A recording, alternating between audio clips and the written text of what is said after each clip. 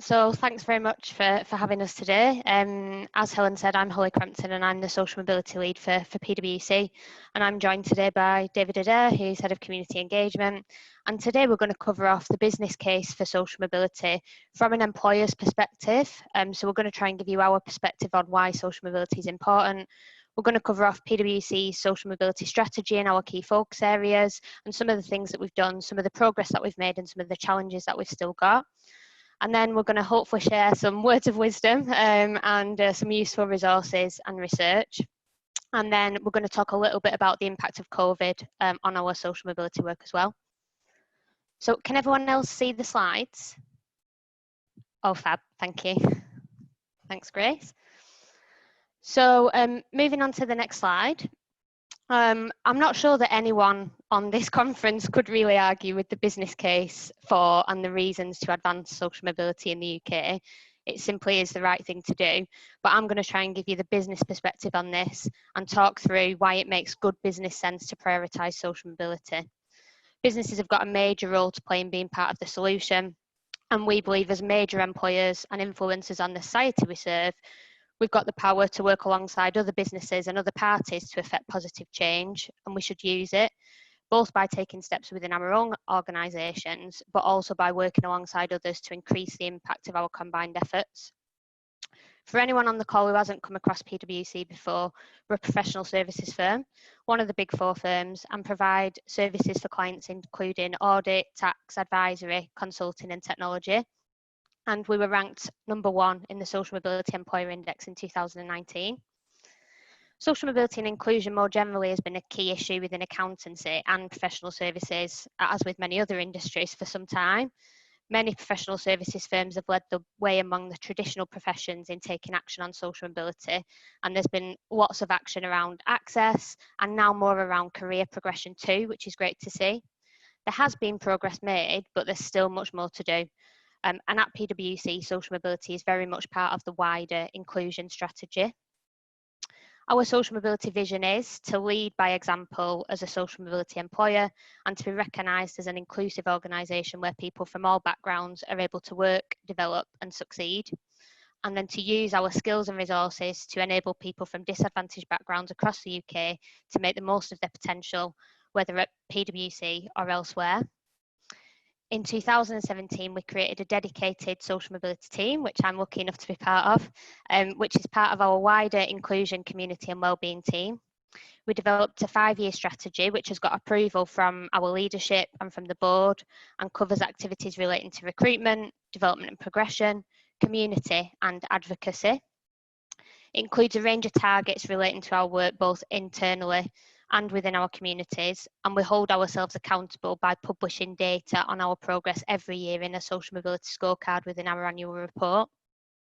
We do appreciate that not all organisations will have the level of resources needed to create a full-time dedicated team in this area, but we do recommend having a strategy with senior level support and a way of measuring accountability.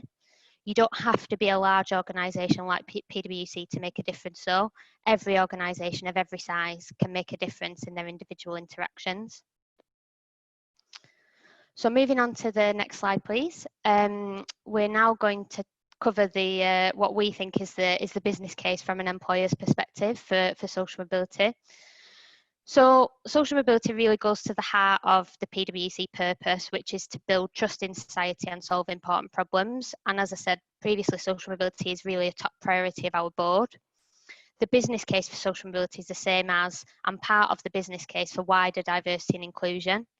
Our social mobility team is part of the wider inclusion, community and wellbeing team, and we think it's really important that we approach all areas of diversity in a holistic way and learn from what we've done around other diversity characteristics such as gender and ethnicity. The benefits of increasing gender and ethnicity diversity in the workforce are well recognised, and socioeconomic diversity is no different. Supporting social mobility is good for the economy. Skilled people are able to access the right jobs and opportunities. It's good for businesses who are able to find the right people to meet their growing needs on their doorstep. And it's good for society due to increased equality and opportunity of access. On the talent perspective, we employ over 20,000 people in the UK, and access to skills and talent across the UK is absolutely critical to us. We're a people business, so our product is our people and the service that we deliver, and we need a diverse workforce with diversity of thought and ideas to serve our clients. There's a huge talent pool out there, so why wouldn't businesses want to make the most of that and hire the best people, no matter where they're from and what their backgrounds are? There's massive untapped potential across the UK, and we know that mixed teams are more creative and resourceful than narrow teams. Technology is also transforming our business, and we need to attract talent from a wide variety of backgrounds and experiences to make sure we're able to respond to the changing needs of our clients. We can't accurately predict what jobs will be available and what they'll look like in years to come, so it makes increasing sense to recruit on the basis of behaviours and potential rather than on the basis of past performance. We know that winning in the marketplace and delivering value to our clients is all about our ability to put before our clients a high-performing, diverse team made up of people who bring fresh insights, different thinking styles, different experience, and that kind of experience, those insights, don't come from a homogenous group. Data shows that employees from lower socioeconomic backgrounds perform at least as well as their more advantaged colleagues and often outperform them. So to use a Social Mobility Commission statistic, in 7 leading law firms, employees educated at state schools are 75% more likely to feature in the top decile of performers than those educated at independent schools. Role models are really important both internally and externally. We've actually developed a social mobility story series to highlight the diverse backgrounds of our people and to encourage discussion. The stories also help to get messages out to the PwC population about the importance of social mobility and the range of things we're doing to support. We've created a social mobility network to increase the impact that the firm's social mobility approach can have locally and create a strong network which feels more of a community of practice and creates greater collaboration. The business case is also about competitive advantage. So we believe it's right to be a diverse and inclusive firm, and that this will help us to build better relationships with our clients and give us a competitive edge. Taking action on social mobility has a positive impact on the perception of business in wider society. Widening opportunity can also contribute towards a more loyal and talented workforce. Potential recruits are often very interested in the actions that we're taking on diversity and inclusion and social mobility, and the issue is really important to clients and to potential applicants as well. People want to work for and with a business with a purpose, and making a commitment to improving social mobility can enhance a business's reputation and image. And it's also about corporate social responsibility. So as I mentioned earlier, our social mobility team is part of our wider inclusion, community and wellbeing team. And our community outreach programme is specifically focused on disadvantaged groups, including disadvantaged secondary school students, undergraduates and refugees. Our inclusion, community and wellbeing team also focus on other areas of diversity, inclusion, wellbeing, and our work with charities and social enterprises. We believe it's the responsibility of business to get into our communities, into schools, and make a huge difference to society, employability, and prosperity of the country. Upskilling young people in society to ensure employability and be productive economically in the future is good for business and good for society. Young people will need skills for jobs that we don't even know about now due to technology, and as businesses it's really important that we play our role in providing people with the skills they need for the future. Our outreach activity also provides opportunities for our staff to volunteer, which is something we know is very important to them and to potential recruits. We each get 6 days of time to volunteer each year, and in our financial year 2019, 33% of our staff delivered over 83,000 hours of volunteering in our communities. We know our staff who volunteer are also more engaged in their roles than those who don't. As you can see, these 3 things are all interlinked. Prospective employees and clients definitely look for companies with a purpose. So now I'm going to hand over to David for the next slide to take us through some more detail about our strategy and some of the things we've been doing. Brilliant, thanks Holly, and thanks for giving us the opportunity to share our journey, and we are on a journey, as we all are at different stages in this. I'd like to thank Helen for a very insightful and thought-provoking introduction around the importance of work, some of which we're going to cover in this presentation. So I'm going to take you through our strategy in a little bit more detail, focusing on our key focus areas. And the first one really is ourselves as an inclusive employer You know, how can we attract and retain and recruit a more diverse workforce? And through recruitment, our aim here is to attract people from more disadvantaged backgrounds, so we're more representative as an organisation. 2 years ago, we updated our student recruitment process to make it future focused, assessing potential rather than past performance. I think that's very important. We aim for a target of 15% of all hires having received free school meals at school.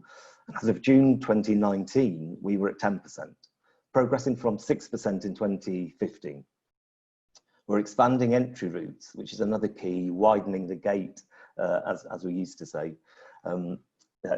Expanding routes to entry, including introductions of technology, higher apprentice degrees, helping access potential, removing financial barriers. And in 2019, we made a bold step of opening an office in Bradford, a commitment to the local community and recruiting a more diverse workforce from the local community. We're now currently employing 130 local young people, and we look to increase that. We work with a broader range of schools and universities to enable a more diverse workforce. And we work with a number of partners, and I think that's very important. We can't do this on our own. We work with partners such as Upreach, who I know are part of this conference later today, Teach First and Aspiring Solicitors. We've expanded our formal work experience programme for Year 12 students, and we're working more closely with the experienced recruitment team.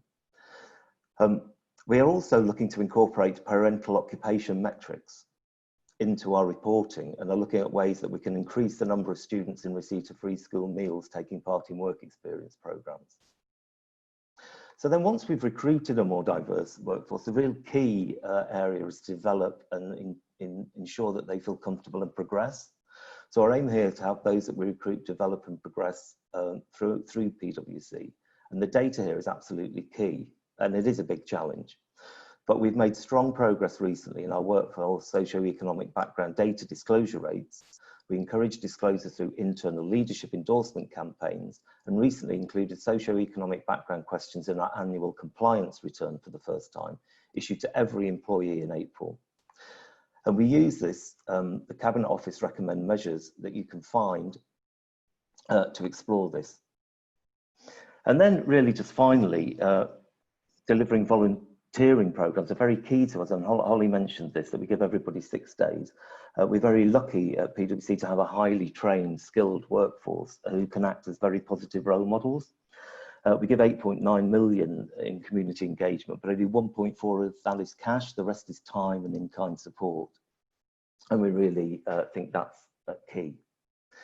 And then thirdly, advocacy. Because it's very important that we kind of have the opportunity today to speak about this. I think more companies do need to get out and show and tell their stories. And we do this through collaborating and influencing like today. Holly. Thanks, David. So if we could move on to the next slide, please. We're now going to try and share our words of wisdom. As David said, we're very much still on a journey. We'd like to share some of the things that we've learned along the way. So firstly, increased social mobility should be in everyone's interests. From a business perspective, as we've said, it isn't just about corporate social responsibility, it makes sound business sense too. Be prepared to educate before and as you affect change. Government might help to push this within your organisation, but it also makes sound business sense to hire the best people wherever they're from. It's a really broad agenda, so it will need input from across the business, even if you have someone responsible within the central team or within HR or a team like us that looks after this. You can't just have that team solving all the challenges. It will require input from across all different areas of the business.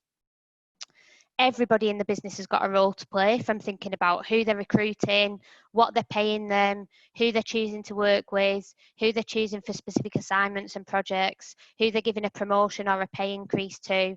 Everyone who does any of those things. We need to keep this front of mind. Learn from other areas of diversity. So as we said, at PwC, our focus on social mobility is very much part of our focus on other areas of diversity and inclusion. It's a newer area of diversity and inclusion, I think it's fair to say. So learning from other areas of diversity is really important. A really key one is to find the leader or leaders in your organisation who will be the social mobility advocates, so who will sponsor this and help to drive it forward within your organisation. So our chairman, Kevin Ellis, and our chief people officer, Laura Hinton, who both sit on the board, drive our social mobility agenda massively and are really supportive. Setting some objectives and targets with senior buy-in will really help to concentrate minds, and reporting on progress against those targets, again, will really help to focus on this area. I think collaboration is really key.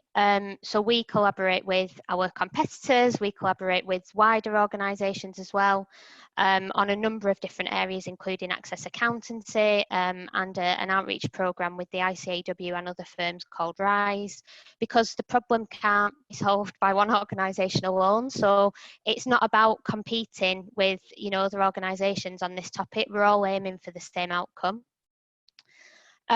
And finally, don't underestimate the difference you can make. As I said before, you don't have to be a large organisation like PwC to make a difference.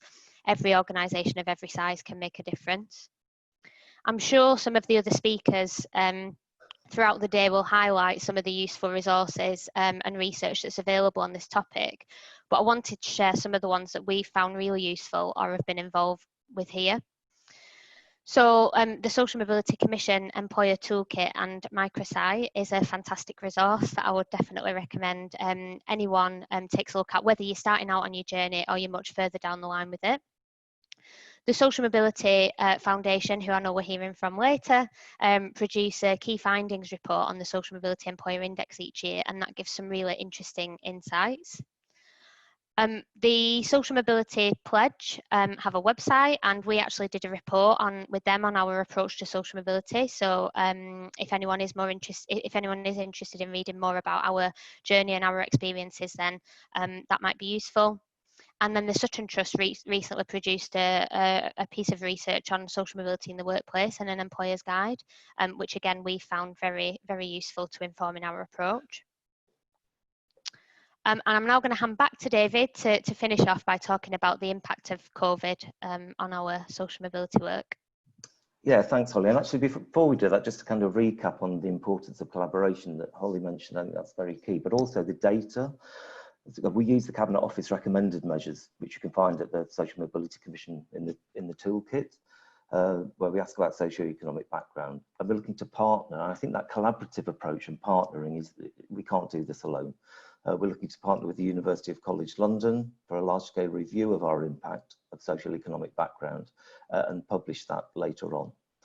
And then going back to the impact on the communities, we really do equip our people to have the skills to act as positive role models, whether they have a career at PwC, to equip them with the employability skills to either come to PwC or go elsewhere, and remove barriers.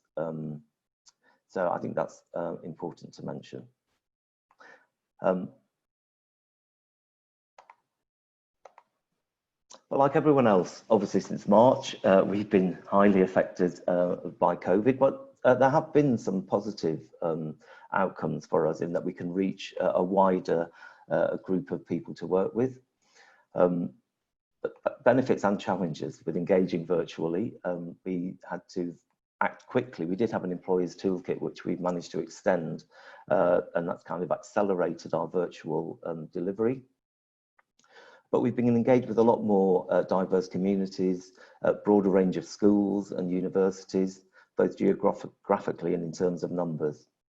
We need to be conscious, though, of the digital divide and that not everybody has access to all this sort of digital advancement and internet.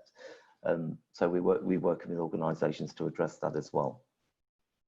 But as well as benefits, we're working with experiencing the office environment, because we really do feel that disadvantaged students need to have that experience of an office environment and not turn all our programmes virtual.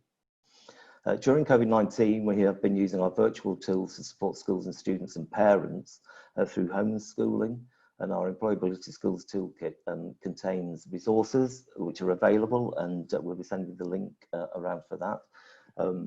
It's not just covers technology, but also well-being, because we recognise that the well-being and mental health of students in particular are going to be really affected by this.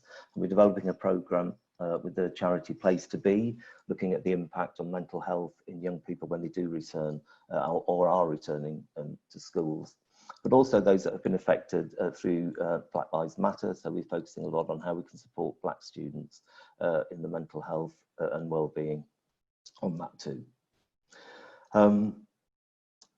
But the feedback on the remote learning has been very good. And as I say, the numbers have really increased. So this summer we would have welcomed 550 Year 12 students onto our work experience course. But through virtual activity, we've managed to attract over 5,500, with 50% of those coming from a disadvantaged background. So that's really impressive. And I think something that we can build on, but as I say, with a mix of both virtual and actual physical opportunities for people, because we also have to take into into mind what people are going through at the moment. People have an awful lot of things going on in their lives affected by COVID, such as furloughing, or they may have bereavements even, or family caring to look after. I think it's very important to take look at people through individual cases, really. Some of our offices have reopened. 50% of our staff are going back in some form, again, in agreement with how comfortable people feel. It's not really about the office environment, because our people have done a lot of work there. It's really about the travelling into work and how comfortable people feel around that. So we're again, there's no pressure, but what we do find is a lot of our young staff who are maybe in flat shares or in bed sits don't really want to have that contact or want to get out and get into an office environment for their own mental health. So we're finding that it's much more prevalent with some of our younger staff, and also those from disadvantaged backgrounds who don't have the facilities, a garden, for example, or a nice house to go out into. So yeah, again, it's really about being flexible and accommodating people's individual circumstances, and that's what the firm have really been saying. That's fantastic. Thank you so much, both of you. You've really started us off brilliantly. So we've got some time now for questions. So I haven't had any come in through the Q&A Q&A function. So please do put forward your questions. I've got quite a few, so I'll start with mine and then other people can chip in. So one of the things I was thinking about is, if you think about an organisation kind of starting off on this path, from your experience, what are the kind of quick wins that you can start by doing quite easily? And what are the things that have been hardest for you to kind of make happen or kind of get in place on this? Yeah, I can take that one if you like, David. Yeah, sure. So I think I wouldn't necessarily say there's quick wins, but I think there's probably areas where there's already a lot of work taking place that you can you can probably make progress on more quickly, or there's more examples of what people have done to be able to follow. So I think the area of recruitment, and particularly the recruitment of students, is something that, an area where we've been making big changes for a number of years. I also think that we were doing lots of work within our communities anyway. So actually, we have just refocused some of that to be outside of some of our major office locations into some different areas of the country, like cold spots, for example.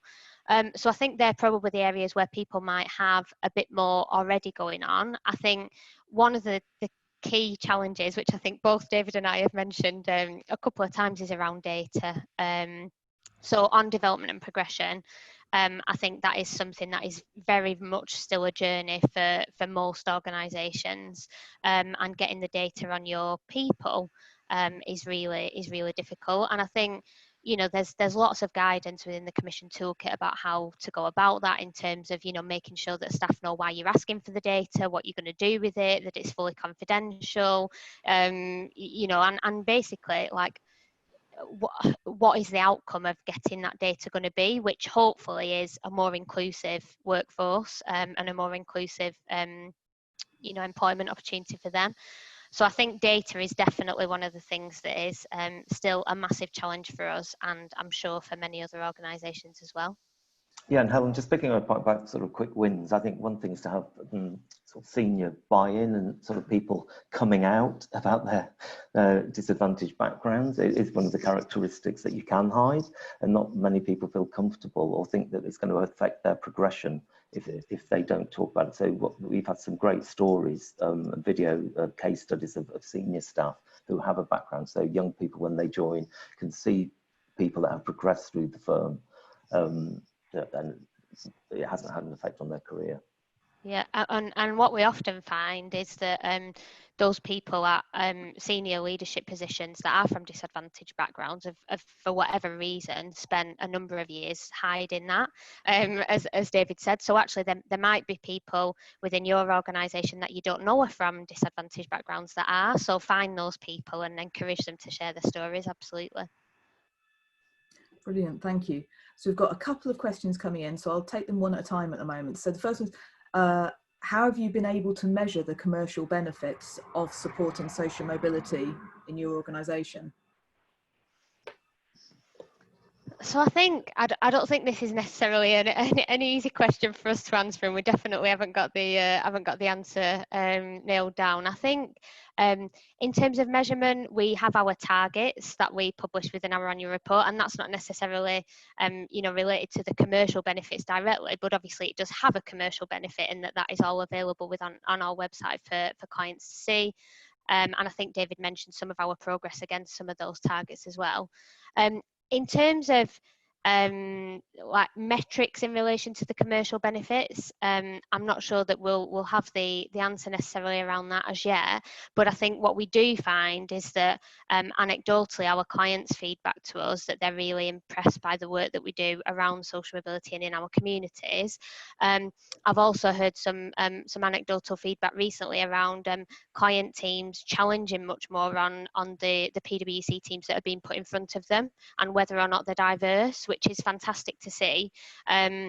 Because obviously, something we've heard in the past a lot within the professional services industry is that, your clients want their teams to reflect them, and if they're not necessarily diverse, then your team, needn't be. But I think many clients are challenging a lot more on that now and really asking for diverse teams, which is fantastic. Is there anything you'd add to that, David? Yeah, no, I think that's absolutely right. Not even in an accountancy firm, not everything can be counted that counts. However, it is more about the perception of the profession, and we're going to lose work if we're not representative of clients in Birmingham, for example, a multicultural inner city environment. If we're not representative of those communities, then we won't get the work. So there is a strong business case. Whether the actual commercial activity can be measured, I think we've got enough on internally measuring our own progression around it. But I think probably it is something that we will be looking at further down the line. Great, thank you. A couple of questions coming in on the data issue. So the first one, they're having challenges with embedding the data request into global HR systems. Have you got any tips about more ad hoc data collection methods? Also, what kind of questions have you been asking? Because some of the standard ones feel a bit cryptic. Yeah, I can make a start on that one. So we definitely empathise with the issue around embedding the data request into global HR systems, because we can't either. So we have had to request the data outside of the HR system via a survey, actually. So obviously all secure and data protection and everything else, but we've had to use a Google survey to gather the data, which then our data intelligence team match up with data from the HR system for us to be able to see how that fits with the rest of the background of that individual. If you're going to use a survey, I would recommend getting leadership bought into sending that round firm-wide. We actually managed to get agreement to send that firm-wide, which is very unusual at PwC, so that was testament to how important our leadership thought this issue was.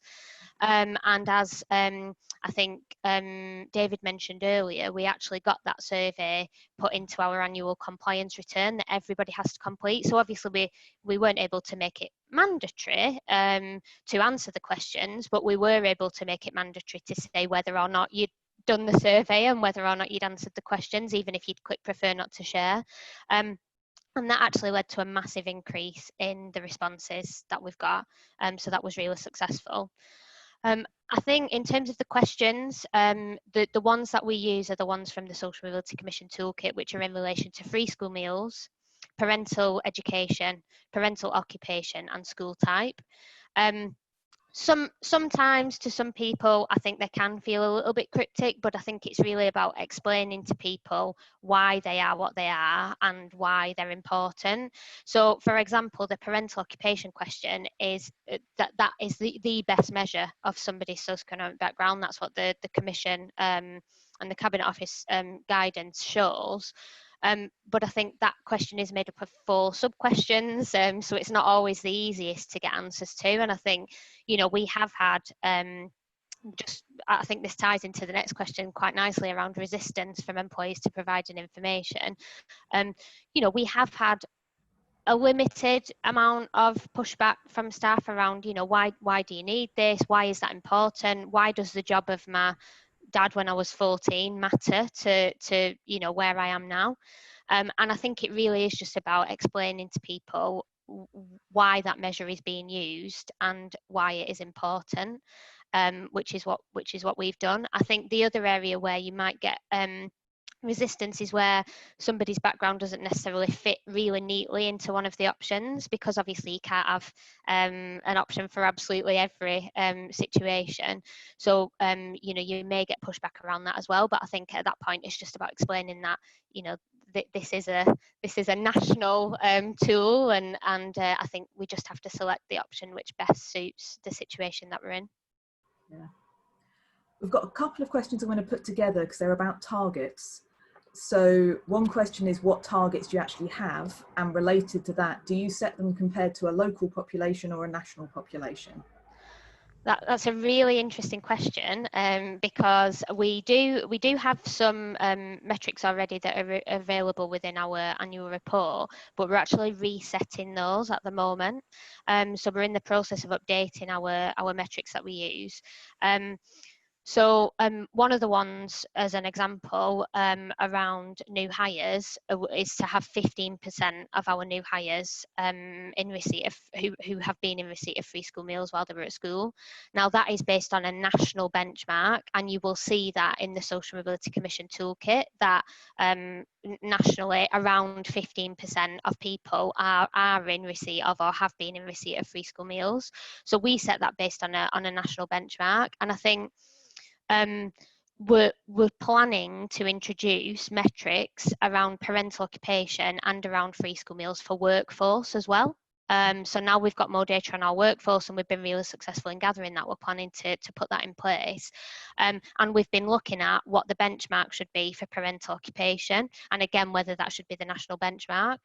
Some of the feedback that we've received, because we have consulted on this really widely with the Commission, the Foundation, the Sutton Trust and others, and some of the feedback we've received is that you know, when you're recruiting primarily graduates or primarily school leavers with A levels, which we obviously are primarily, it could be difficult to achieve those national benchmarks, and that maybe we should look at, you know, the population within the graduate population, for example, that meet that criteria. But I think we feel that the makeup of our workforce is changing. We're recruiting more school leavers than we ever have before, and less graduates. As David mentioned, we've opened up a Bradford office whereby the people that are joining us in that office don't need any particular qualifications. So we're very keen actually that we aim to represent society, and yes, we might not represent wider society next year or the year after, but that really should be our long-term ambition and our aspirational goal and target, to represent the society that we serve. Great. We've got a question about, do you have resources or advice on how to help people advance their CVs to open up opportunities? Yeah, so we We actually, at the student recruitment level, don't really use CVs, but we do use application forms, and we do have lots of advice in terms of application forms that would obviously fit with CVs as well. So we've got our employability hub online, so on our website, that anyone can access, and it's not just useful for people that want to join PwC, it's useful for others as well. And that gives lots of advice on applications, assessment centres, interviews, and everything else that students might need.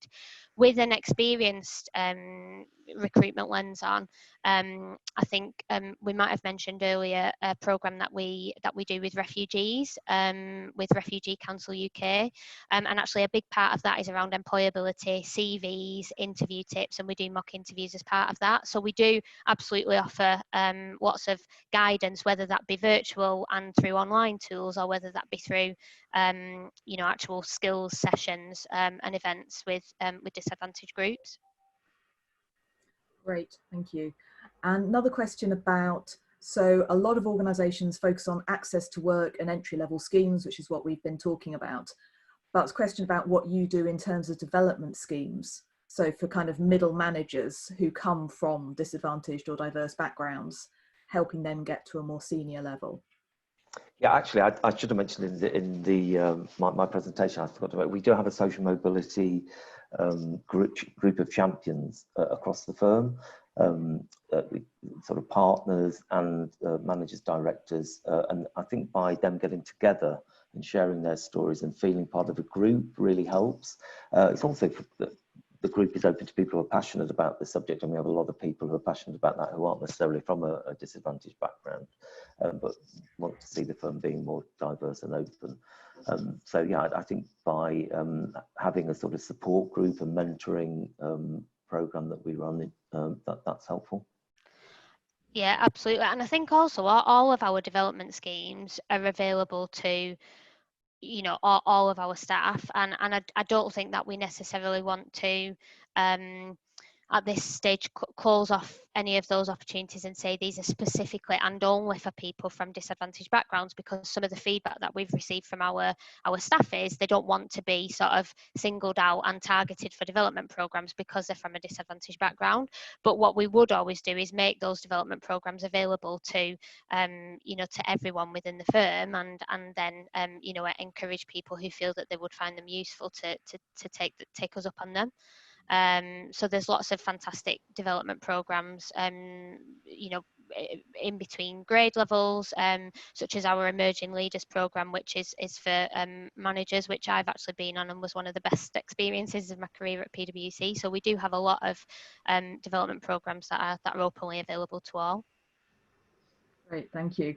Really interesting question. Again, it's kind of about the measures, but also hitting something else, that free school meals have never been a particularly good measure of who's in poverty.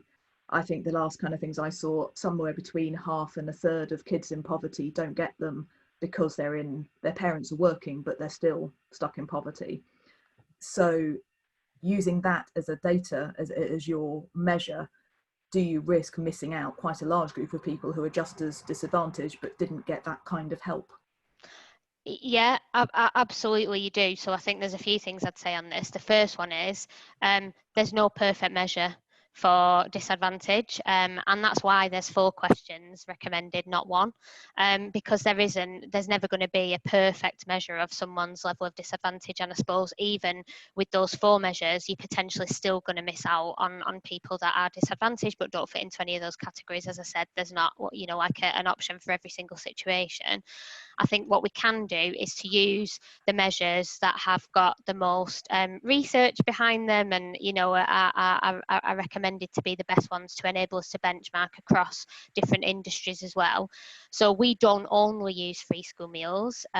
We use the 4 measures, and again the others are in relation to parental occupation, parental education, and school type. So we think by using a combination of those 4 measures, we're less likely, although not obviously not foolproof, but we're less likely to miss out on classifying people as disadvantaged who are. Yeah, absolutely.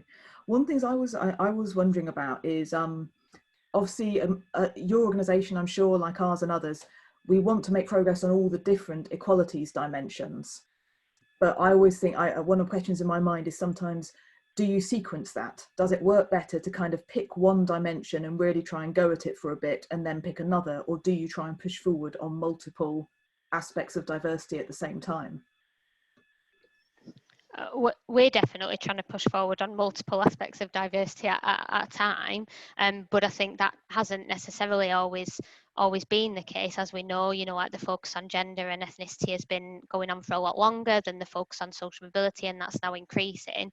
I think we've also got to bear in mind that there's intersectionality between the diversity characteristics as well, and actually if you only focus on one, you're therefore missing out on the fact that that there's multiple issues from different diversity characteristics that can impact on people. So I do think it's important to consider them all together. And a lot of your approach is probably going to be the same regardless of the diversity characteristic, in terms of making an inclusive environment, making sure that people feel comfortable at work no matter what background they're from, no matter what gender they are, no matter what ethnicity they are. So I do think that you can definitely find efficiencies from focusing on them all at once as well, rather than doing one and then the other and then the other. Yeah, and I guess the advice to people who are on the journey is to include that characteristic of social mobility in with the other diversity characteristics. We work in the inclusion, communities and wellbeing team, and we bring them all together, but it's taken time for us as a firm to kind of recognise the importance and bring it into the fold. But yeah, for all the HR people out there, I'd advise them to give some thought to raising the profile of that characteristic. Yeah, that's a really interesting one. A quick follow-up on the data question. So the 4 measures that you use to measure socioeconomic background, how many do people have to tick to kind of count as coming from your target group you're trying to increase? Is it all 4? Is it just one of them? How does that work? So we don't really do it like that, in that we don't really like roll up the 4 the 4 measures to come out with one. Yes, you're absolutely from a disadvantaged background, but you need to tick all 4 or 3 of the 4 to do that. We actually present the different measures separately. So when we have the targets on workforce that we've been talking about, one will be on free school meals and one will be on parental occupation. And the reason for those 2 is that they are the best 2 recommended measures. So parental occupation first, followed by free school meals.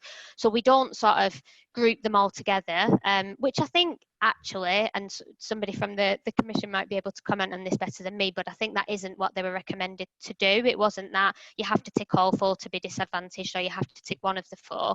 I think if you're in one of those categories, then you are classed as being from a disadvantaged background. And we would actually present the 4 measures separately in our internal reporting as well, and report on all 4, if that makes sense. Yes, absolutely it does. Thank you. And then probably there's another question following up about, we talked about intersectionality. Have you got any other insights to share on how that plays out, how you address it? Yeah, it's early days with our analysis around that, because as I mentioned, we're sort of just getting into a position whereby we've got a really good chunk of data for us to have a really representative sample to review. Although we have done some review previously of our data, and it was based on quite limited amounts of disclosure, but we did look at intersectionality as part of that, and we didn't find with that level of data that there were high levels of issues in terms of compounding diversity characteristics impacting. But I think what we do know is that obviously all the external research points to the fact that there is absolutely a bigger issue if you meet 2 or more of the diversity characteristics than if you don't. So we're really interested to start looking at that based on our bigger sample of data now, and to make sure that and I think that's another reason why you need to consider all of the diversity characteristics at once rather than separately, so that when you do find issues where there's an intersectional issue, you can actually then address that through all of the different areas of diversity rather than just one. Yeah, absolutely. I just had a final question that I was reflecting on. You talked right at the end about the impact of COVID. and the kind of how you're managing people back in the office. One things that I've been hearing and reading about are concerns about whether the way that the COVID impact on offices is playing out will widen inequalities. So one example was you could end up in a situation, particularly when things start loosening up, that some people are able to get back into the office while other people have still got kids and other circumstances that keep them out. And whether you then end up with a kind of in-group and an out-group because not everyone can get back into those networks. And that could easily have a social mobility dimension to it, because who is able to afford childcare, who was going to rely on grandparents and can't now. And I wonder whether you've thought at all about how these two things could intersect. Yeah, absolutely, Helen. And I mean, there is some kind of macho thing to it too, on the gender equation. Like, I'm going into the office,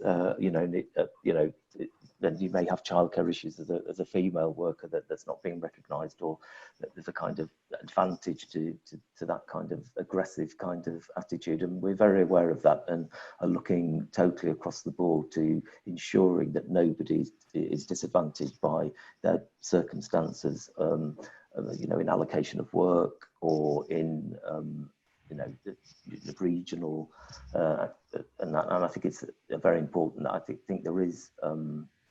It is an issue to look at, because I do feel that it's a sensitive issue, obviously, but I think it's also linked to mental health and well-being. But again, as mentioned earlier, I do think that our younger, more disadvantaged workers at PwC definitely want to come into the offices, is what we're seeing, and they're getting a lot out of that. Yeah. I think the other thing I'd say is there's been a real flexible approach. So yes, our offices are open, and yes, I think 50% of people had been into an office as at last week, but we're not. That's not mandatory at all. That's fully optional. I haven't been back into the office, for example. I'm normally based in the Manchester office, but I haven't been back in yet. And I think what PwC have done is been very flexible based on individual needs. So there isn't like one policy that can fit all in terms of childcare or background or whatever that will mean that you that you are or aren't happy to come back into the office. I think those that travel on public transport might be less keen to come back into the office, whereas those that can walk to work or can drive in and park under the office might be more keen. And obviously there's differences in terms of how individuals and how groups are impacted by COVID and how vulnerable they are to COVID, and I think we need to be aware of that as well. So I think probably what I would say from our learnings on this is try and be as flexible as you can be, and try and be as focused on the individual circumstances as you possibly can, rather than putting in policies that aim to cover everyone. Yeah, great, thank you. I've had just in the chat a helpful addition from Nina from the Social Mobility Commission, just on that thing about how we use the 4 questions, that from the Commission's point of view, if you tick any one of the 4, they would class somebody as coming from a lower socioeconomic background. It's not that you need to tick all 4 to count, as it were. Fab. Yeah, thanks, Nina. And that's what I was trying to say in probably far too many words. Cool, well, that's fantastic. Well, thank you so much to both of you. It's been a fascinating first session.